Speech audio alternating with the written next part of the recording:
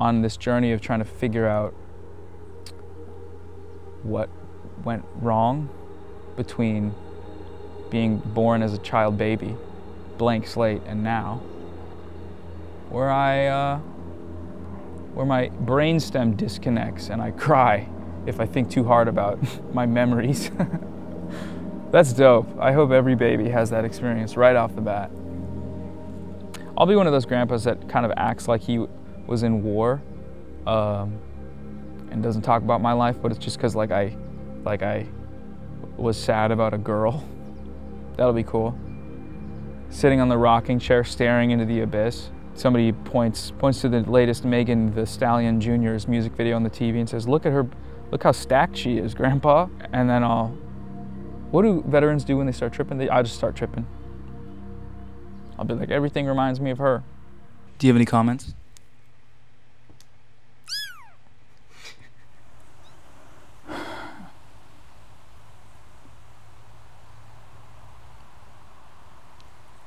Sorry, y'all, can't start quite yet.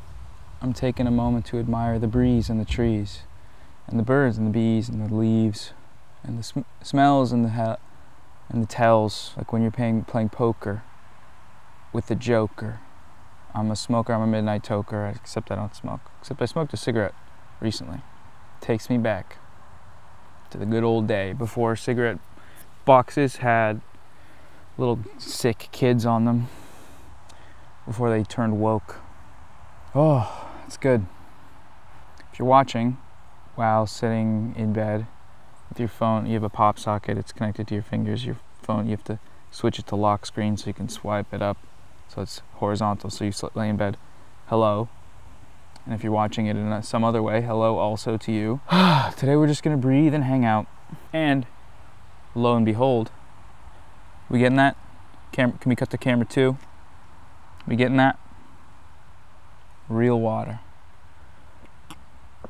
None of that artificial crap that they do on TikTok. That's just the military dropping a bomb somewhere, not here. So, hoorah! Today, I guess I wanted to talk a little bit about shame, because shame. Well, if you don't know that you feel shame about things, it can be a very heavy burden, and it remains heavy even if you do know that what you feel, the negative feelings you feel, are shame. But it does make it easier, recognizing the problem, addressing the problem. That's, step one, so they say. I think I've lived with a lot of self-esteem issues for much of my life. Still trying to, I guess, still in step one of figuring out where that comes from. Probably some Gabor Mate bullshit. Not bullshit, it's good, but like childhood psychological wounds. So yeah, I'm thinking that's pretty sick.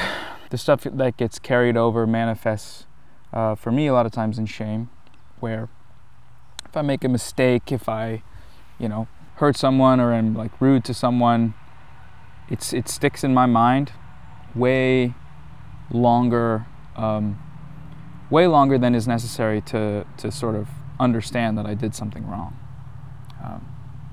Sometimes it's really little things, like having an interaction with the front desk lady at the YMCA and making a joke about how we're joking back and forth about the Wi-Fi password and how it's bad, and then eventually making a comment about how did that happen? Hold on, I have a really bad memory.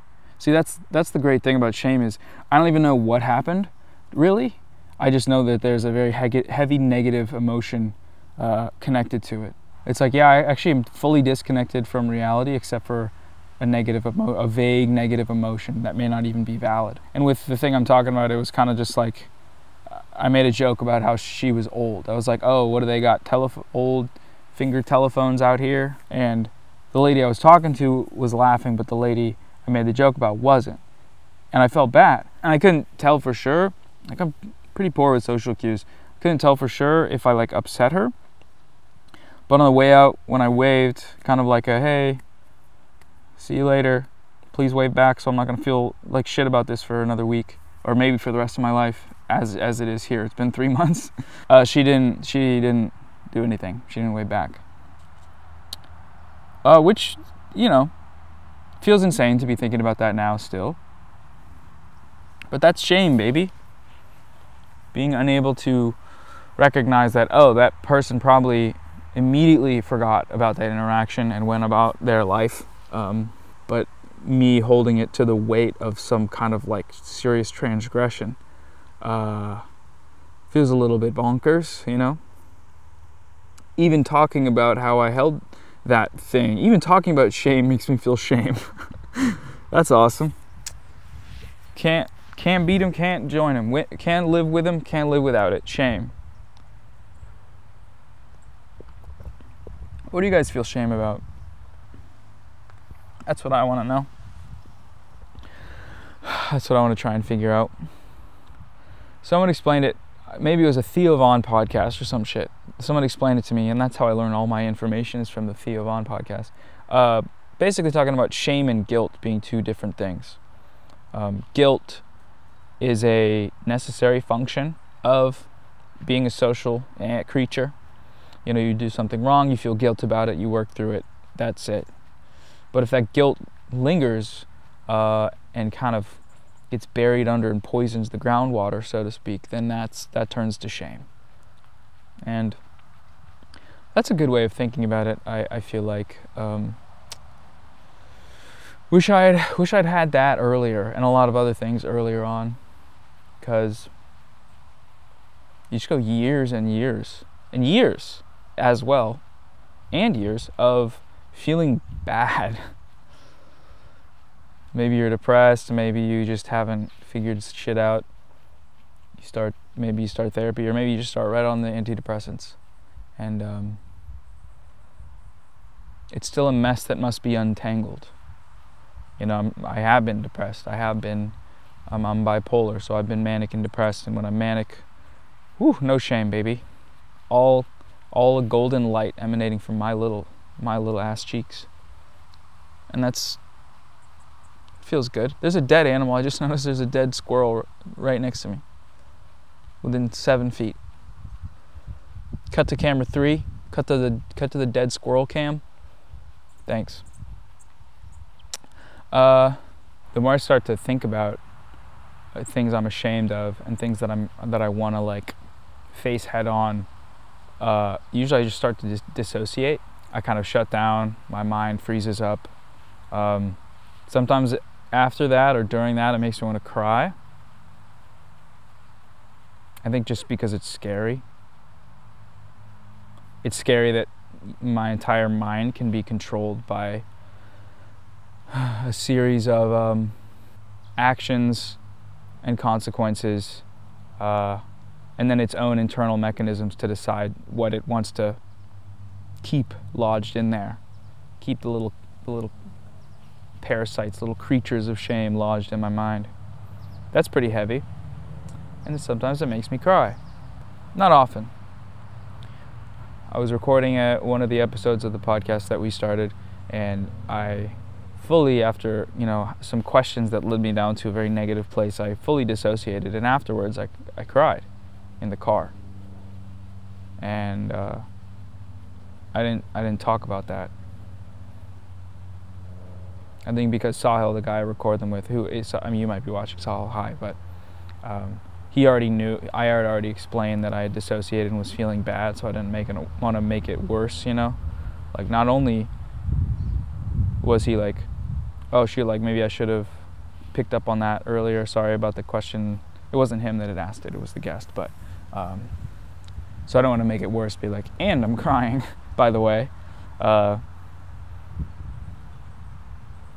That's intense, man. And that's something that hasn't ever really happened to me in my life. And it's happened to me in the last, I guess, 6 months on this like little journey of random bullshit. On this journey of trying to figure out what went wrong between being born as a child baby, blank slate, and now, where my brainstem disconnects and I cry if I think too hard about my memories. That's dope. I hope every baby has that experience right off the bat. Can you imagine? The body keeping the score and it's a fucking blowout LeBron James triple-double in the first quarter, in the first minute, off the opening tip. The body is sweeping the finals. No, thankfully that's not it. That just happens slowly over time until you die. And so that's pretty epic. Is this good? Is this helping you? Is this making you think, wow, this is helpful? Thanks, Noah Time. I'm gonna try and start journaling, but to me, I do want to have a physical journal of my thoughts. Some people are so good at, I saw someone's Instagram story of 6 years straight of journaling. There's a stack of journals. I'm like, bro, if someone discovered my like Einstein's notes, or who was the guy? It was the guy who was cooking in his room alone and then he died, Sir Isaac Newton. If somebody discovered that shit in my house, it would just be really cringe. Be cringe, kind of embarrassing, kind of sad. Writing about my insecurities, writing about my feelings. I might do it, but then create a time device, not like a pipe bomb. I won't want to blow up my grandkids if they stumble upon it, but like a Banksy, like self-shredding mechanism. So it's like, if any finds this shit, it's gone. But then may as well burn it. No, because that's not fun. We want to have fun. We want to have smiles and laughs. As our distant, deep relatives discover our life story and then watch it be torn to shreds in front of their eyes. I'll be one of those grandpas that kind of acts like he was in war, and doesn't talk about my life, but it's just because I was sad about a girl. That'll be cool. Sitting on the rocking chair, staring into the abyss. Somebody points to the latest Megan Thee Stallion Jr.'s music video on the TV and says, "Look at her, look how stacked she is, Grandpa." And then what do veterans do when they start tripping? I just start tripping. I'll be like, everything reminds me of her. Damn, it's beautiful out here, man. I'm gonna do this. I'm gonna do this more. Literally sitting on the grass, full contact. If I'm ever being cringe on the internet, sometimes people will make a video or comment saying, "Have you no shame?" And to all those watching that have commented that, I do. I just don't know how to fix I don't know how to fix it. I don't know how to work through whatever it is that you want me to be shameful about, so that I change. That's not shame. That's guilt. Right now, if I were to die and look at my back catalog of like what I've accomplished, what I've done on the internet, I think I would be pretty unhappy with it. Dare I say, ashamed. Ashamed is probably a heavy word for it. I think it's more, if you've ever made something and you've tried to like continue making things, one thing that'll happen is that you'll look at your previous work with sort of a negative, a critical eye, let's say. And you can do that in a healthy way. You can look at your progression as an artist and say, you know, despite me looking at my earlier work, I'm happy with where I've gotten to now, and I recognize that part of the process of learning to create is to, I mean, the whole thing about learning is that you do shit when you don't know what's going on, so it's not going to be as good. That's like very, very just a part of the process. However, that critical eye can also transform into shame, which is what I feel now, which is I feel negatively enough about my own work for whatever reason that I don't even want to go back and watch it for fear of embarrassment, which is, that's not being very fair to myself, right? It's not being fair to my former self. Just like if I were to want to try and view someone holistically and see what they've done and see where they're at now, I would want to go through all the things they've made and kind of engage with it. But I don't give myself that same slack. I don't know why. And if you hear from Noah Time, just for context, I'm talking about my main channel, because I have a separate channel. Noah Timers have seen the real me. The real me. This is real. See this? Go ahead, touch your screen right now. This is real. Tap, tap, tap. Tap here, tap here. Hold on. Tap the like button, tap the subscribe. You fucking sickos, just kidding. Pranked your ass. I hope I can get to that point. Still a little more time to be floating around. I hope I can grapple onto something. I had like a really good experience the last couple weeks, traveling a bit, recording things, collaborating with creators and spending time with creators, or dare I say artists, that I definitely won't soon forget. But I also recognize that I'm waiting. I'm biding my time. I'm waiting for something. I'll watch creative inspiration. I'll watch all the stuff that I really am creatively inspired by, but then go back to the drawing board. And I'm glad that that's happening, because it is vastly preferable to what I've been doing, which is just seeing something, having a reaction to it, start writing, film, record, edit, post. That has been my job. And you know, it's good to have a job. You want to have some sort of job to sustain your stuff. But it has been warped a little bit to the point where I never even have the considerations that I'm having now about intentionality and expression with like art, cinematography, whatever else. So I'm glad I'm going through this, and it's a necessary period, but it has to come to a close. And I think, well, now that I have my good camera, I don't know, it feels good. I meant to, because I went down to LA, went to my storage unit, picked up some gear. This is one of the things. And I also had a VHS camera. I forgot to grab it, but I'm gonna find one up here and record, because aesthetically that like definitely breeds some positive thoughts.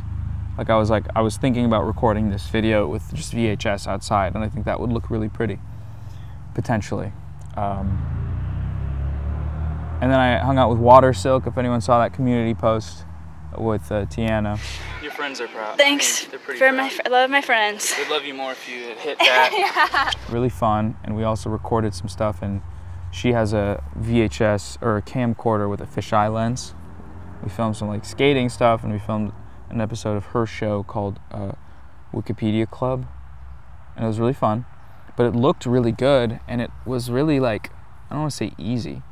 The process was very smooth, in that I could see having one of those and just being able to flip it up and start recording stuff.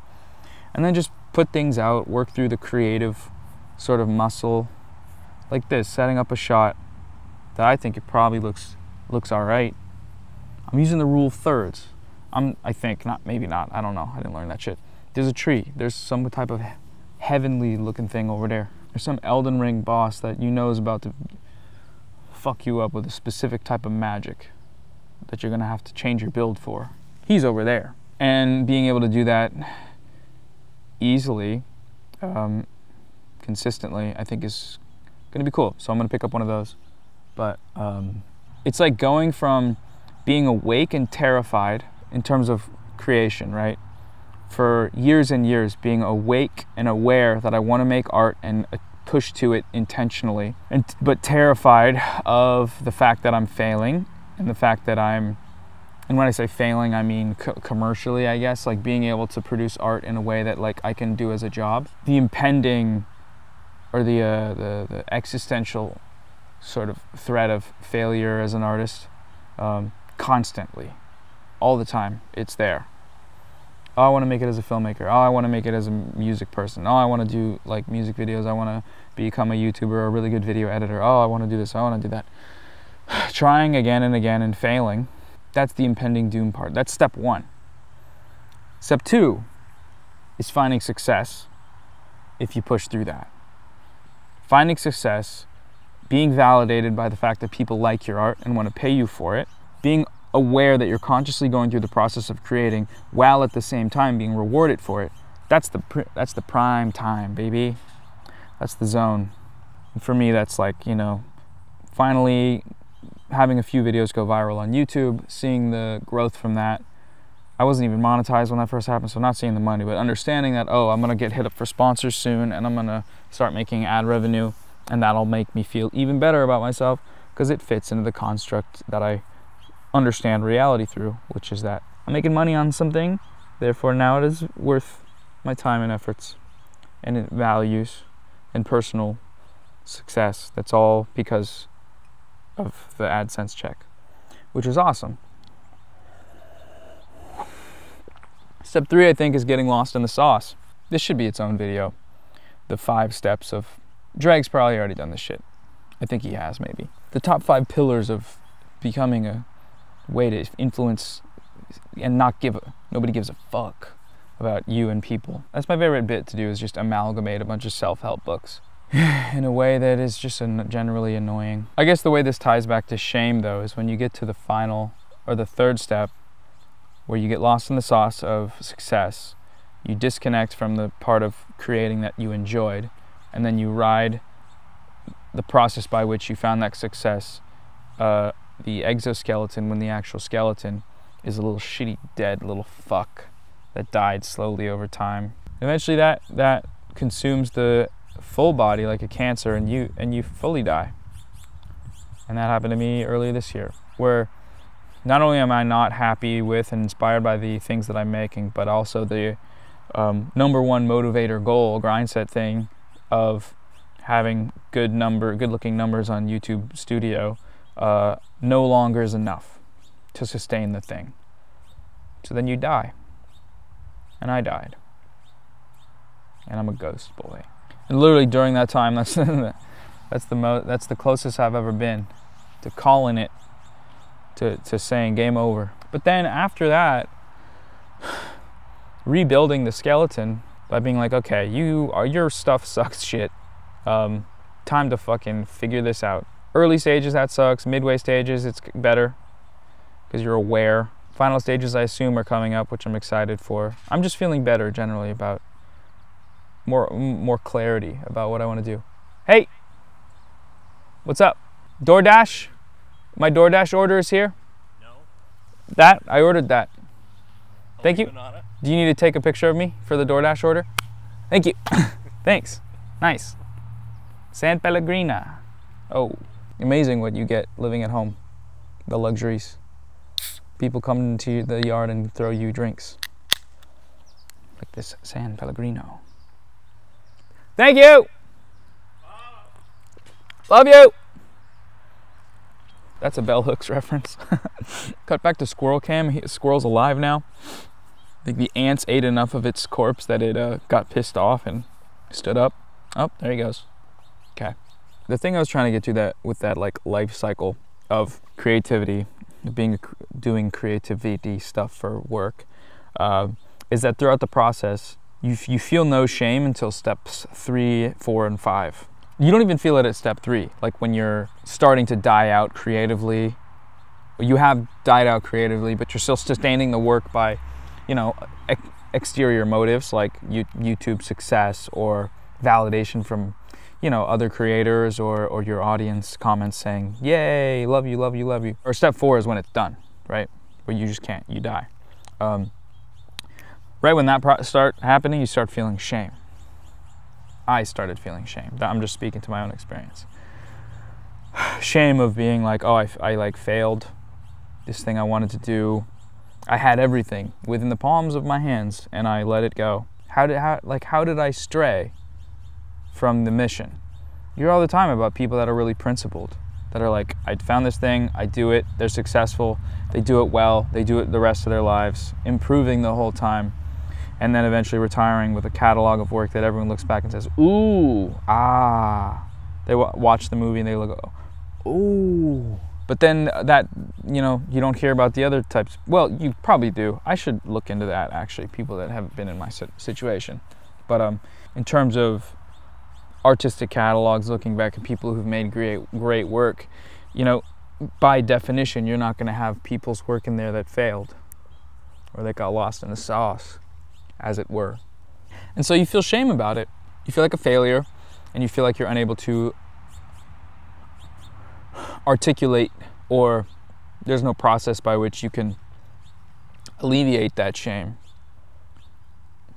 And that's not a great place to be in.